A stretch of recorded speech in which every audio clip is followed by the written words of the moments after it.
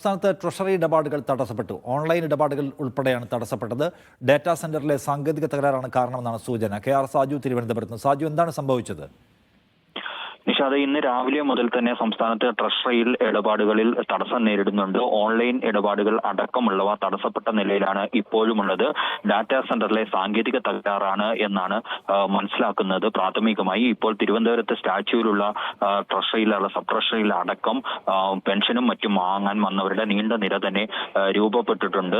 രാവിലെ മുതൽ എത്തിയ ആളുകൾ ഇപ്പോഴും ഇടപാടുകൾ നടത്തി പോകാൻ കഴിയാത്തതിനാൽ ബുദ്ധിമുട്ടുന്ന സാഹചര്യമാണ് ഉള്ളത്. തകരാർ പരിഹരിക്കാൻ ശ്രമങ്ങൾ ആരംഭിച്ചു എന്നാണ് നമുക്ക് ട്രഷറിയിലെ ഉന്നത വൃത്തങ്ങളിൽ നിന്നും ലഭ്യമാകുന്ന വിവരം. ഡാറ്റാ സെന്ററിലെ സാങ്കേതിക തകരാറായതിനാൽ അതിനായി ചുമതലപ്പെടുത്തിയിരിക്കുന്ന ഏജൻസിയോടക്കമുള്ള ഇക്കാര്യങ്ങൾ ധരിപ്പിച്ചിട്ടുണ്ട് എന്നും നമുക്ക് വിവരം ലഭിക്കുന്നുണ്ട്. നിഷാദ്, ശരി, സാജു വിവരങ്ങൾ നൽകി.